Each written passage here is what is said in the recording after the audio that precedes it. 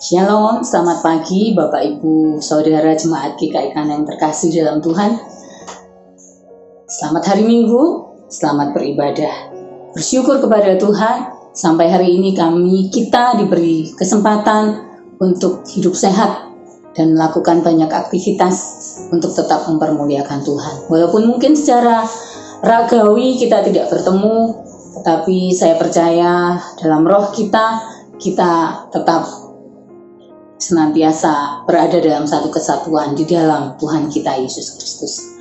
Pagi ini, sebelum kita akan memulai ibadah kita mendengarkan firman Tuhan, saya akan ajak Bapak Ibu Saudara berdoa terlebih dahulu. Mari kita berdoa. Bapa di sorga, kami mengucap syukur kepadamu Tuhan, kalau pada pagi hari ini kami masih beroleh kesempatan untuk datang ke hadirat-Mu, memuji dan meninggikan nama-Mu, mendengarkan suara-Mu Tuhan, mengerti kehendak-Mu, mengerti isi hati-Mu yang hendak Engkau sampaikan kepada kami. Biarlah ya Tuhan, melalui apa yang kami dengarkan pada pagi ini, kami semakin hari semakin dibentuk menjadi semakin serupa dengan Tuhan. Sehingga kami tahu Tuhan, pada saatnya nanti ketika kami benar-benar sudah menyelesaikan perjalanan kami di bumi ini, kami didapati berkenan kepada Tuhan. Terima kasih Bapa di sorga. Kiranya Engkau memberikan hikmat kepada kami semua, kepada hamba-Mu yang menyampaikan, kepada setiap orang yang mendengarkan firman-Mu ini, sehingga kami semua boleh mengerti dan boleh memahami maksud dan kehendak-Mu dalam hidup kami. Terima kasih Bapa di sorga, Engkau berkenan melawat setiap kami yang mendengarkan firman-Mu pagi ini. Di dalam nama Tuhan Yesus Kristus, kami berdoa dan mengucap syukur. Amin. Puji Tuhan. Bapak Ibu Saudara,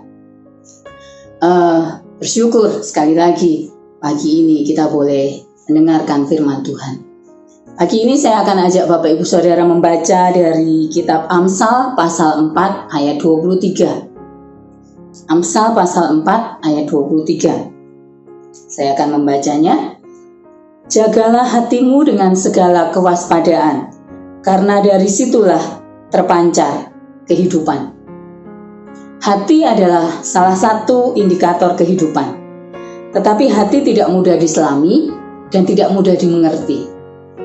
Ada sebuah pepatah yang berbunyi demikian, dalamnya laut dapat diduga, dalamnya hati siapa tahu. Dan pepatah ini benar adanya. Kedalaman laut dapat diukur seberapapun dalamnya, tapi dalamnya hati orang lain tidak ada seorang pun yang tahu. Sekalipun itu pasangan hidup atau darah daging kita sendiri.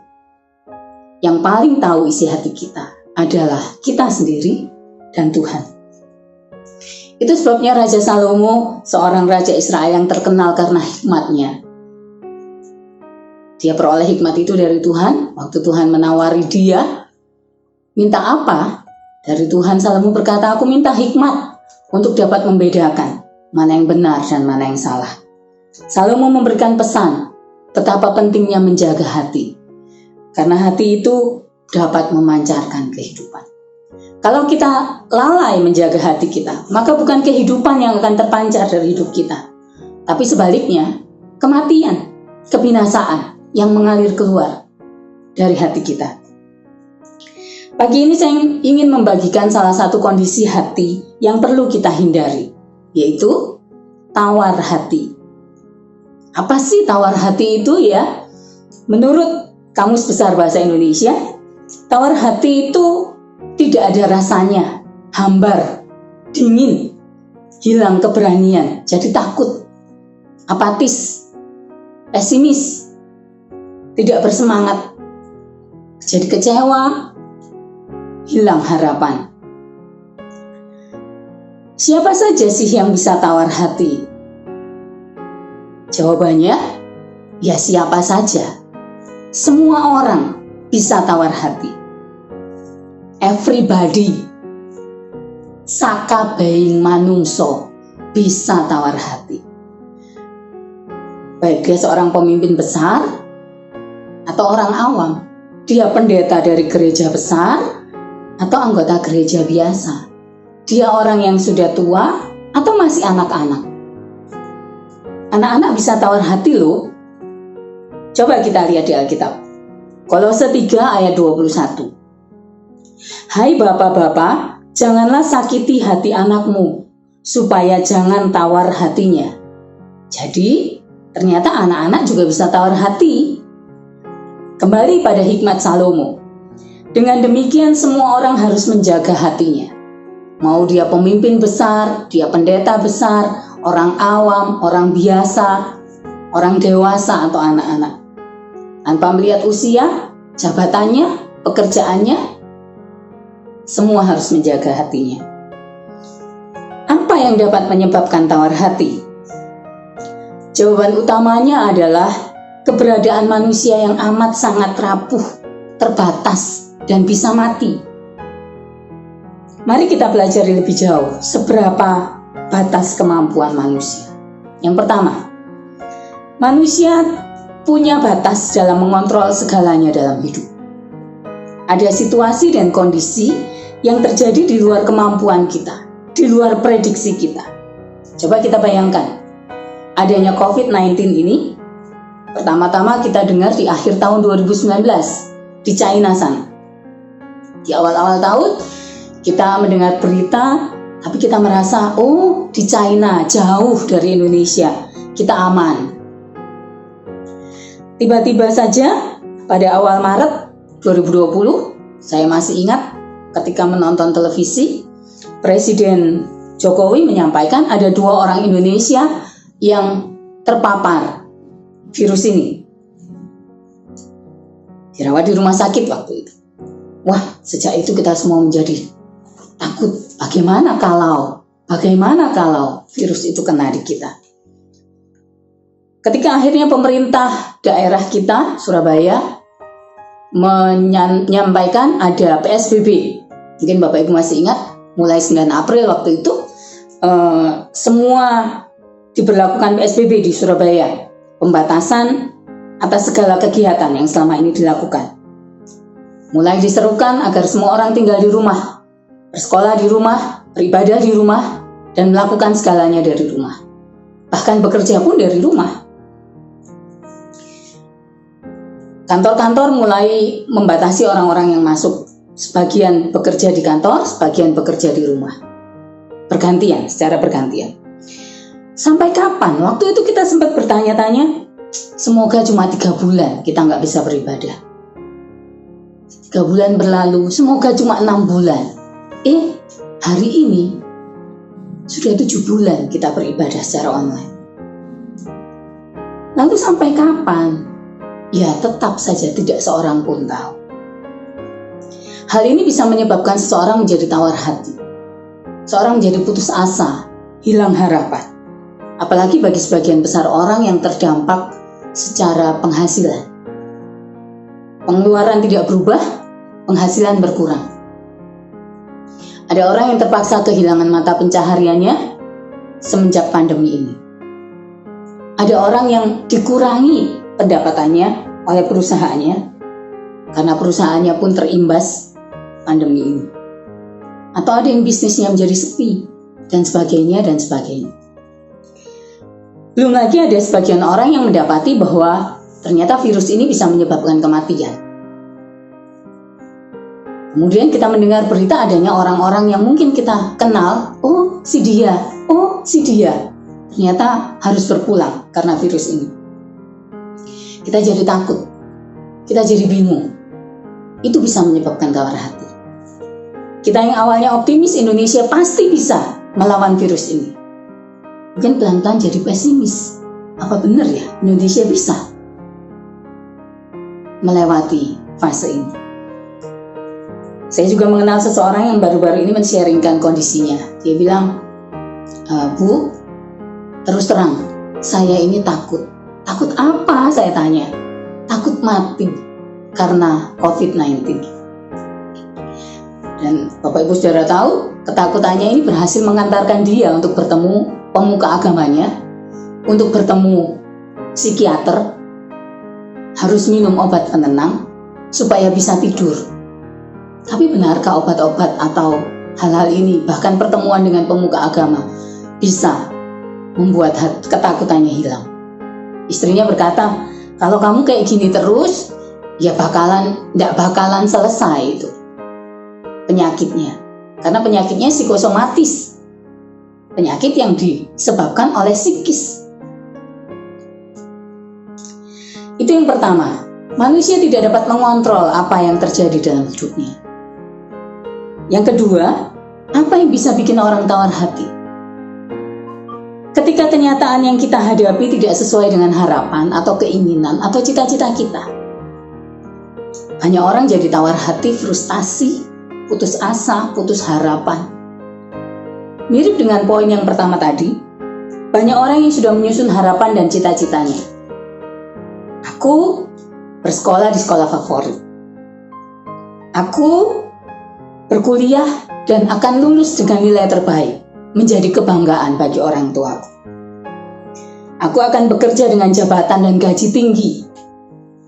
Aku akan punya rumah sendiri, kemudian membina rumah tangga dengan seseorang yang baik, yang tepat.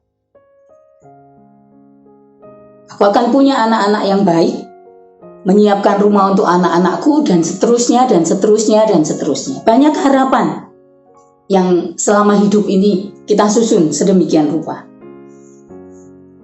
Tapi kita seharusnya tahu bahwa tidak semua harapan itu akan menjadi kenyataan. Nah, ketika harapan tidak menjadi kenyataan, apa yang seharusnya kita lakukan?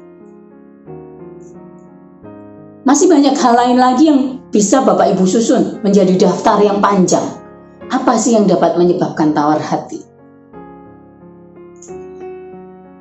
Tapi pada pagi ini kita tidak akan menyusun daftar yang panjang penyebab tawar hati. Kita akan belajar tentang tawar hati dari Alkitab, dari firman Allah. Yang pertama kita belajar dari Yosua. Bapak Ibu Saudara kenal Yosua kan? Yosua sedang berada pada posisi puncak ketika dipilih Tuhan. Tuhan yang pilih dia untuk menggantikan Musa menjadi pemimpin bangsa Israel. Ada satu ketika Musa dilarang Tuhan untuk masuk ke tanah Kanaan karena Musa melakukan kesalahan bersama dengan Harun. Jadi Musa dan Harun, pemimpin awal Israel keluar dari Mesir, terpaksa tidak dapat masuk ke tanah Kanaan. Yosua dipilih untuk menjadi pengganti. Musa diminta Tuhan untuk memberkati Yosua. Dan pada saat itu mungkin Yosua berada dalam keadaan yang kuat secara rohani. Musa masih ada, Yosua sudah siap untuk jadi pemimpin. Tapi kemudian ketika Musa benar-benar pergi dalam hal ini Musa diangkat Tuhan, sepertinya Yosua mulai goyah. Dan Allah tahu hal itu. Itu sebabnya kitab Yosua dimulai dengan kalimat, sesudah Musa hamba Tuhan itu mati, berfirmanlah Tuhan kepada Yosua bin Nun, abdi Musa itu demikian. Saya akan baca Yosua pasal 1 ayat 2 sampai 9. Karena ayat 1 sudah saya baca tadi. Hambaku Musa telah mati. Sebab itu bersiaplah sekarang, seberangilah sungai Yordan ini, engkau dan seluruh bangsa ini, menuju negeri yang akan kuberikan kepada mereka, kepada orang Israel itu. Setiap tempat yang akan diinjak oleh telapak kakimu kuberikan kepada kamu, seperti yang telah kujanjikan kepada Musa. Dari padang gurun dan gunung Libanon yang sebelah sana itu sampai ke sungai besar, yakni sungai Efrat, seluruh tanah orang Het sampai ke laut besar di sebelah matahari terbenam, semuanya itu akan menjadi daerahmu. Seorang pun tidak akan dapat bertahan menghadapi engkau seumur hidupmu. Seperti aku menyertai Musa, demikianlah aku akan menyertai engkau. Aku tidak akan membiarkan engkau dan tidak akan meninggalkan engkau. Kuatkan dan teguhkanlah hatimu, sebab engkaulah yang akan memimpin bangsa ini memiliki negeri yang kujanjikan dengan bersumpah kepada nenek moyang mereka untuk diberikan kepada mereka. Hanya, ayat 7, kuatkan dan teguhkanlah hatimu dengan sungguh-sungguh. Bertindaklah hati-hati sesuai dengan seluruh hukum yang telah diperintahkan kepadamu oleh hambaku Musa. Janganlah menyimpang ke kanan atau ke kiri, supaya engkau beruntung kemanapun engkau pergi. Janganlah engkau lupa memperkatakan kitab Taurat ini Tetapi renungkanlah itu siang dan malam, supaya engkau bertindak hati-hati sesuai dengan segala yang tertulis di dalamnya. Sebab dengan demikian, perjalananmu akan berhasil dan engkau akan beruntung. Ayat 9. Bukankah telah kuperintahkan kepadamu, kuatkan dan teguhkanlah hatimu? Janganlah kecut dan tawar hati, sebab Tuhan Allahmu menyertai engkau kemanapun engkau pergi. Bapak Ibu Saudara perhatikan, selain memberikan perintah dan janji kepada Yosua di ayat 2-5, Allah juga memperingatkan Yosua tentang sesuatu yang amat sangat penting. Allah tahu betapa pentingnya menguatkan dan meneguhkan hati selama memimpin bangsa Israel. Tidak menjadi kecut dan tawar hati. Allah mau Yosua menyadari bahwa Allah menyertai dia. Allah menyertai Israel. Mengapa Allah perlu memperingatkan Yosua untuk tidak tawar hati?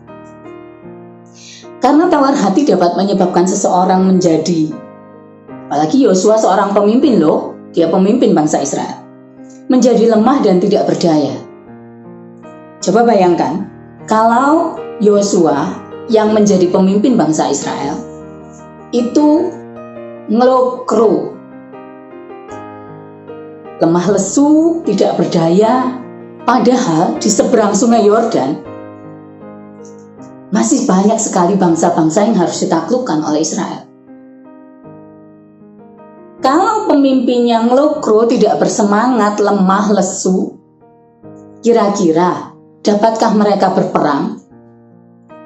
Dapatkah mereka merebut tanah Kanaan seperti janji Tuhan itu? Sebagai pemimpin, Yosua harus kuat, tidak lemah, tidak tawar hati, tidak kecut hati.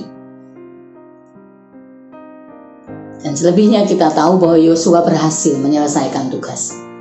Sampai dengan direbutnya seluruh tanah Kanaan, dibaginya tanah Kanaan sesuai dengan suku bangsa yang belum mendapatkan bagian, karena beberapa suku bangsa sudah mendapatkan bagian di seberang sungai Yordan. Sebaliknya kita melihat, ketika Yosua menguatkan hatinya, dia tidak tawar hati, tidak kecut hati. Apa yang terjadi? Yosua dan Israel mampu membuat musuh-musuh mereka menjadi tawar hati. Sebaliknya, ketika Yosua menguatkan hati, musuh-musuhnya yang tawar hati. Ini adalah kesaksian Rahab. Rahab, seorang Yeriko yang menerima 2 orang pengintai Israel waktu datang ke Yeriko. Kita akan baca sebentar. Yosua 2 ayat 9-11. Yosua 2 ayat 9-11. Dari ayat 8. Tetapi sebelum kedua orang itu tidur, kedua orang ini menginap di rumah Rahab. Naiklah perempuan itu, Rahab, mendapatkan mereka di atas sotoh dan berkata kepada orang-orang itu, "Aku tahu bahwa Tuhan telah memberikan negeri ini kepada kamu, dan bahwa kengerian terhadap kamu telah menghinggapi kami, dan segala penduduk negeri ini gemetar menghadapi kamu. Sebab kami mendengar bahwa Tuhan telah mengeringkan air laut Teberau di depan kamu ketika kamu berjalan keluar dari Mesir. Dan apa yang kamu lakukan kepada kedua raja orang Amor yang di seberang sungai Yordan itu, yakni kepada Sihon dan Og yang telah kamu tumpas. Ketika kami mendengar itu, tawarlah hati kami dan jatuhlah semangat setiap orang menghadapi kamu. Sebab Tuhan Allahmu ialah Allah di langit di atas dan di bumi di bawah." Bangsa Israel membuat bangsa-bangsa di Kanaan menjadi tawar hati. Mengapa? Karena Tuhan yang dimiliki oleh Israel sudah nyata-nyata menyatakan mujizat-mujizatnya kepada Israel. Yang didengar oleh orang Yeriko hanya dikeringkannya laut Teberau. Yang baru saja terjadi, dikeringkannya sungai Yordan waktu Israel menyeberang. Belum terdengar mungkin oleh mereka. Tapi hal ini sudah membuat orang Yeriko tawar hati. Selain itu, Yosua menularkan kekuatan hatinya kepada seluruh umat Israel yang dipimpinnya. Kita baca Yosua 10 ayat 25. Yosua pasal 10 ayat 25. Yosua 10 ayat 25. Lalu berkatalah Yosua kepada mereka, janganlah takut dan janganlah tawar hati. Kuatkan dan teguhkanlah hatimu, sebab secara itulah akan dilakukan Tuhan kepada semua musuhmu yang kamu perangi. Ketika Yosua menguatkan hatinya, Yosua dapat menularkan kekuatan itu kepada bangsa Israel. Kekuatan iman, kekuatan hati dapat ditularkan kepada orang lain. Tapi jangan lupa, tawar hati pun bisa ditularkan kepada orang lain. Bapak Ibu masih ingat kejadian ketika 12 orang yang mengintai tanah Kanaan pulang dari tanah Kanaan? 10 orang diantaranya berkata, negeri itu subur, makmur, ini loh hasilnya, anggur yang besar-besar. Tapi orang di sana itu badannya gede kayak raksasa. Kita seperti belalang, kata mereka. Padahal 2 orang pengintai lain, Yosua dan Kaleb, sudah berkata, gak peduli seberapa besar musuh kita, Tuhan kita yang sudah berjanji akan memberikan Kanaan untuk kita.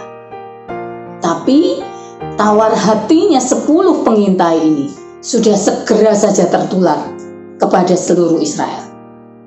Dan seluruh Israel hendak melontari Yosua dan Kaleb dengan batu.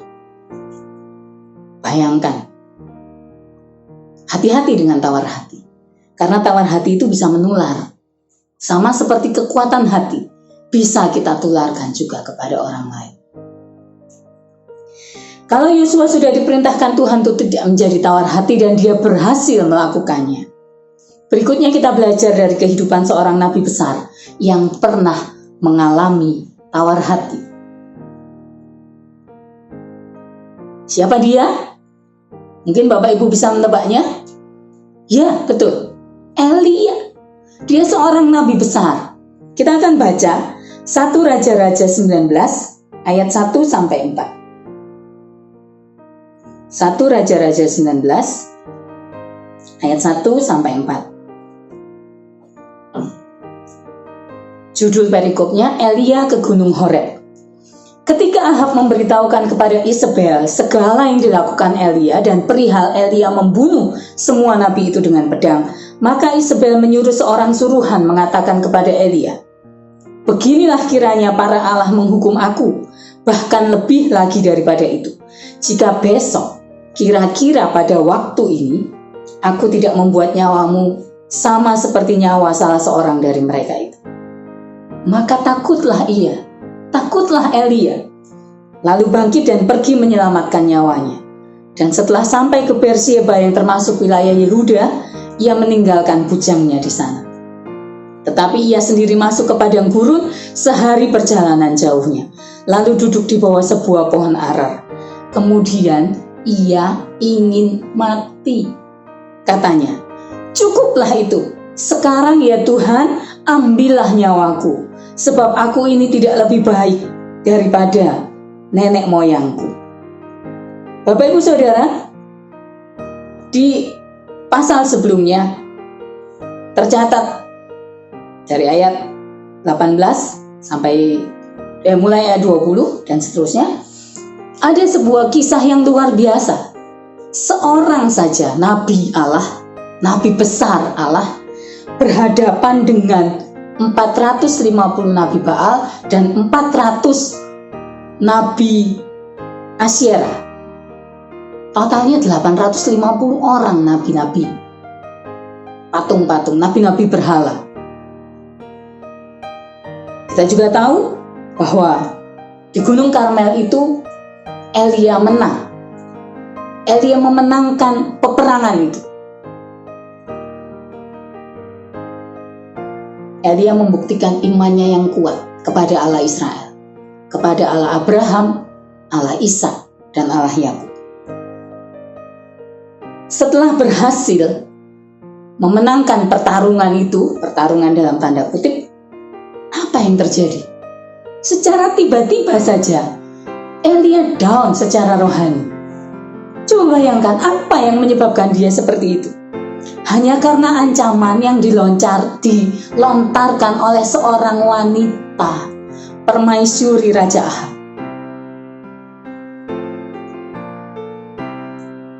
Akhirnya dia pergi.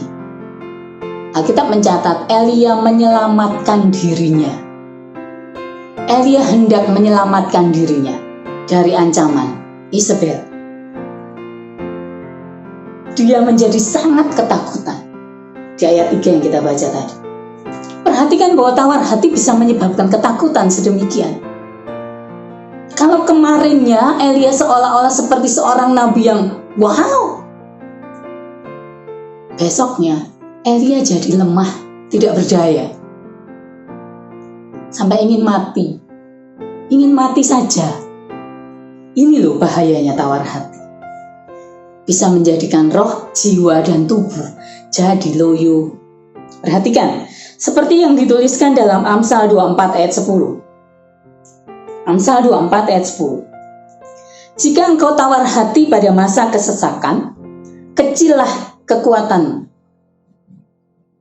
Menurut saya, ayat ini bisa berarti dua pernyataan. Yang pertama, jika engkau tawar hati pada masa kesesakan, itu membuktikan bahwa kekuatanmu kecil, gak seberapa. Tapi yang kedua, jika engkau tawar hati pada masa kesesakan, maka kekuatanmu akan menjadi kecil. Engkau menjadi lemah dan tidak berdaya. Wah, lalu bagaimana ini? Elia seorang nabi besar, tiba-tiba menjadi tidak berdaya. Di ayat berikutnya, 1 Raja-Raja 19 kita tahu bahwa Allah adalah Allah yang peduli. Allah mengirimkan seorang malaikat untuk melayani Elia. Dalam keadaannya yang sangat lemah tidak berdaya, malaikat ini membangunkan Elia sampai 2 kali untuk makan dan minum, memenuhi kebutuhan jasmani Elia. Alkitab mencatat setelah itu, oleh kekuatan makanan dan minuman itu, Elia mampu berjalan selama 40 hari, 40 malam ke Gunung Horeb. Setelah itu, selesaikah urusan Allah dengan Elia? Belum. Di Gunung Horeb, Allah masih melayani Elia. Allah masih melawat Elia secara pribadi. Tidak ada orang lain, hanya Allah dan Elia. Inilah yang akhirnya bisa membuat Elia bangkit kembali. Inilah yang bisa akhirnya membuat Elia kuat lagi. Dia tidak lagi ngelokro, tidak lagi lemah, lesu, dan tidak berdaya. Yang perlu kita catat, Allah ternyata sangat memperhatikan hambanya. Dan saya pikir bukan cuma Elia, setiap kita pun diperhatikan Allah. Bukan hanya hidup lahiriah kita, tapi juga kerohanian kita. Seperti Allah membangkitkan dan memulihkan kerohanian Elia, kita pun dapat mengalaminya. Jadi kalau Bapak Ibu Saudara sekarang ini merasa tawar hati, merasa 3L, lemah, lesu, loyo, tidak bersemangat, tidak berdaya, ketahuilah siapa yang dapat mengembalikan kekuatan kita secara rohani. Siapa yang dapat mengembalikan semangat kita. Cari Tuhan. Cari terus sampai kita menemukan hadirat-Nya. Beberapa waktu yang lalu saya juga merasakannya. Begitu lelah secara rohani, padahal segala sesuatu berjalan dengan baik. Puji Tuhan, pekerjaan masih berjalan dengan baik. Keluarga baik-baik, semuanya. Tapi sepertinya ada yang kurang. Sampai saya bertanya, ada apa ya ini ya? Hingga pada satu saat, di kantor, saya dan beberapa orang teman mengambil waktu setiap hari Kamis untuk berdoa. Biasanya kami berdoa syafaat. Tapi pada hari itu saya dapat tugas untuk memimpin doa. Bayangkan, saya ini yang sedang lemah secara rohani diminta untuk memimpin doa. Tapi akhirnya saya terima dan saya bilang, kali ini kita tidak akan berdoa syafaat. Kalau boleh, kita akan menyanyi, memuji Tuhan dan menyembah saja. Jadi dalam 1 jam istirahat di setiap hari Kamis, waktu itu saya berkata kita akan menyanyi, memuji Tuhan, menyembah Tuhan. Dalam 1 jam, benar, kami menyanyi, memuji Tuhan dan saling mendoakan. Dan betul saja, hanya dalam waktu 1 jam, seolah-olah kerohanian kami itu kembali dibangkitkan. Kami yang tadinya merasa lemah, loyo, bukan hanya saya ternyata, karena ada seorang teman yang berkata, saya juga males. Saya bilang, kenapa? Ya, tidak tahu, pokoknya males. Setelah pertemuan itu, kami benar-benar kembali dikuatkan. Semangat hidup diperbaharui lagi. Bapak Ibu Saudara, carilah Tuhan, carilah wajahnya selalu, carilah hadiratnya senantiasa. Peringatan ini bukan hanya untuk Bapak Ibu Saudara, tapi juga untuk saya. Sering sekali kita disibukkan dengan berbagai kegiatan sehari-hari. Mulai bangun pagi sampai menutup mata lagi, seolah-olah kegiatan tidak habis. Ada saja yang perlu dikerjakan. Apalagi untuk ibu rumah tangga sekaligus karyawati. Mungkin Bapak Ibu ibu-ibu yang mendengarkan khotbah ini dan juga bekerja selain menjadi ibu rumah tangga mengalaminya. Tapi saya perlu sampaikan bahwa kita harus memaksa tubuh kita ini, memaksa daging kita ini untuk benar-benar mau setiap hari mencari Tuhan, membaca firman-Nya, berdoa. Saya percaya itulah kekuatan kita. Jadi ketika banyak persoalan, banyak hal yang membuat kita lemah dan tidak berdaya, mari kita cari Tuhan. Supaya kita tidak tawar hati, supaya kita tetap kuat di dalam Tuhan, supaya akhirnya kita bisa berkata seperti Rasul Paulus dalam 2 Korintus 4 ayat 1. 2 Korintus 4 ayat 1 berbunyi demikian. Oleh kemurahan Allah kami telah menerima pelayanan itu, karena itu kami tidak tawar hati. Dalam terjemahan lain saya menangkap arti berbeda dalam ayat ini. Paulus menuliskannya begini. Kami telah dipercaya untuk pelayanan ini, dan melalui kasih karunia yang diberikannya kepada kami tidak tawar hati.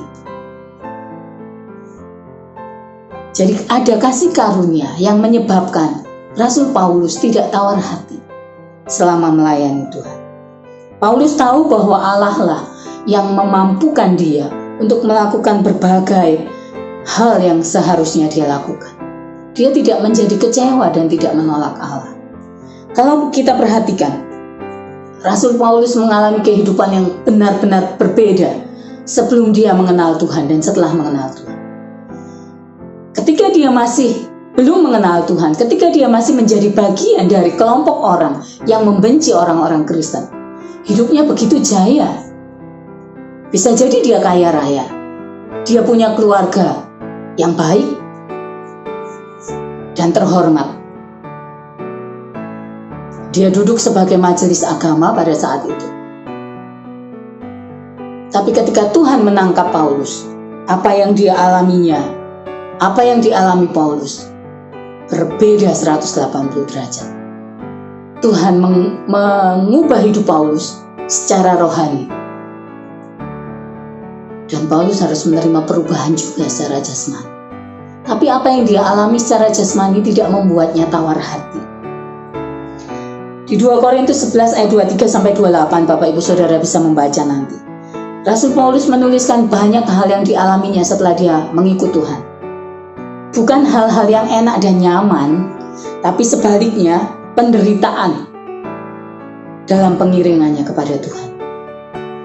Rasul Paulus menderita luar biasa, tapi ada juga hal yang luar biasa. Rasul Paulus tetap teguh dalam imannya kepada Tuhan. Bahkan ada satu tulisan Paulus selanjutnya di 2 Korintus 4 yang disatukan dalam satu perikop dengan judul Jangan Tawar Hati, juga waktu menghadapi maut. 2 Korintus 4 ayat 16 sampai 18. Kita akan baca sebentar. 2 Korintus 4 ayat 16 sampai 18. 2 Korintus 4 ayat 16 sampai 18. Judul perikopnya Jangan Tawar Hati, juga waktu menghadapi maut. Sebab itu kami tidak tawar hati, tetapi meskipun manusia lahiriah kami semakin merosot, namun manusia batiniah kami dibaharui dari sehari ke sehari. Sebab penderitaan ringan yang sekarang ini mengerjakan bagi kami kemuliaan kekal yang melebihi segala-galanya, jauh lebih besar daripada penderitaan kami. Sebab kami tidak memperhatikan yang kelihatan, melainkan yang tak kelihatan, karena yang kelihatan adalah sementara, sedangkan yang tak kelihatan adalah kekal. Rasul Paulus membandingkan keadaan dan penderitaannya saat itu dengan sesuatu yang bernilai kekal. Manusia lahiriah semakin lama semakin merosot. Manusia batiniah harus semakin kuat, karena dibaharui terus dari sehari ke sehari. Jadi jangan khawatir dengan manusia, kok jadi pegel semua ya, jadi capek semua ya, kok jadi. Nah, itu manusia lahiriah yang memang semakin lama semakin merosot. Secara alamiah kekuatan manusia akan menurun. Tapi manusia batiniah kita seharusnya makin lama semakin kuat. Paulus membandingkan penderitaannya yang sekarang ini, penderitaan yang dia alami, mengerjakan kemuliaan kekal yang melebihi segala-galanya, katanya. Lebih besar dari penderitaan yang dialami. Berikutnya Paulus tidak memperhatikan apa yang kelihatan, karena Paulus katakan yang kelihatan itu fana sifatnya. Tapi sebaliknya yang tidak kelihatan itu kekal, bernilai kekal. Mari kita terus belajar dan berjuang untuk melawan rasa tawar hati yang bisa saja sewaktu-waktu menyergap hati kita, menyebabkan kita lemah dan tidak berdaya. Tapi sebaliknya, mari terus menguatkan iman dan pengharapan kita kepada Tuhan. Allah semesta alam itu begitu mengasihi kita. Dia begitu peduli pada kita. Ada sebuah ayat Alkitab, Allah menggambarkan kita, menuliskan nama kita di telapak tangannya.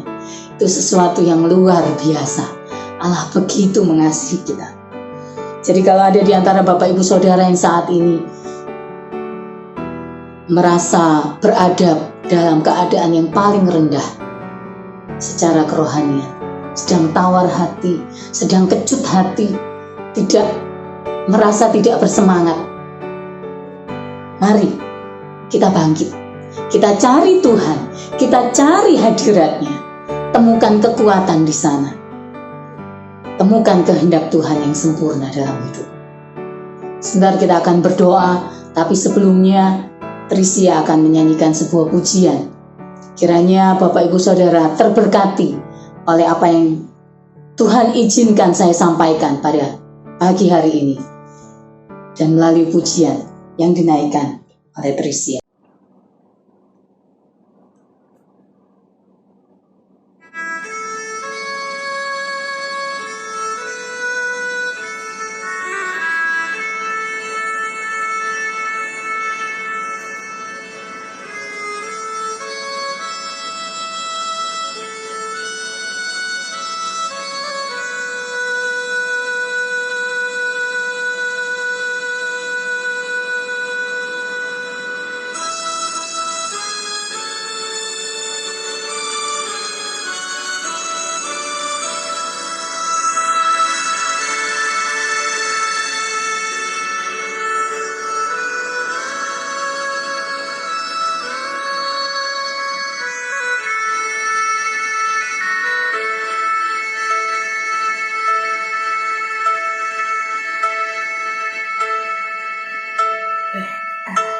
am down, and all my soul so weak.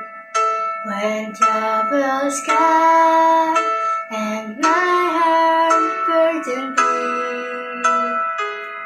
Then I am still and wait here in the silence until you come and sit a while with me. You raise me up so I can stand on mountains. You raise me up to walk on stormy seas.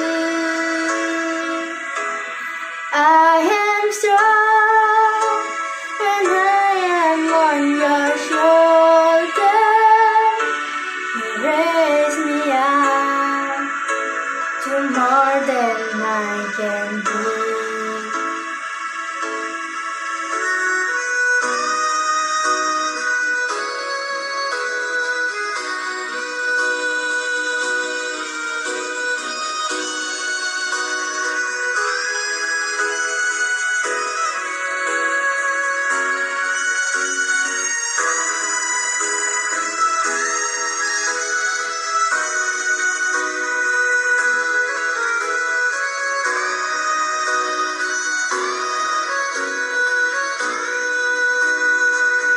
You raise me high so I can stand on mountains.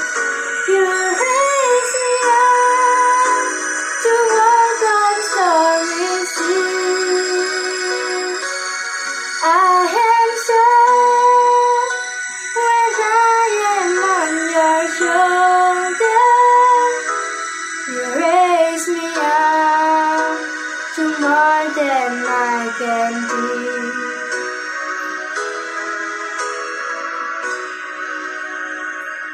You raise me high so I can stand on mountains.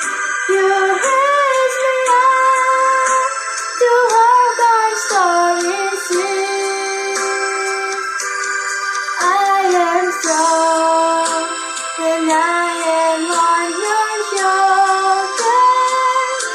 You raise me up to more than I can do. You raise me up so I can stand on mountains. You raise me up to walk on stormy seas. I am strong when I am on your shoulder. You raise me up to more than I can do. Raise me up to more than I can do.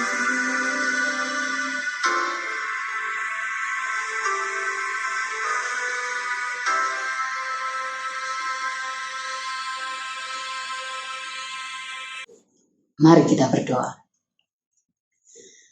Bapa di sorga, kami mengucap syukur Tuhan buat firman Tuhan yang sudah kami dengar pada pagi hari ini. Tuhan, kami tahu bahwa kondisi hati yang tawar hati dapat membuat kami lemah.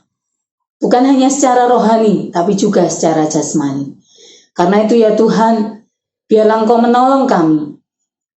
Biarlah Engkau tetap menolong kami untuk mengarahkan pandangan kami kepada Tuhan. Kami mencari Tuhan, kami mencari wajah-Mu Tuhan, kami mencari hadirat-Mu, karena itulah letak kekuatan kami. Sungguh Tuhan, bukan karena kuat dan gagah kami dapat menghadapi kehidupan ini.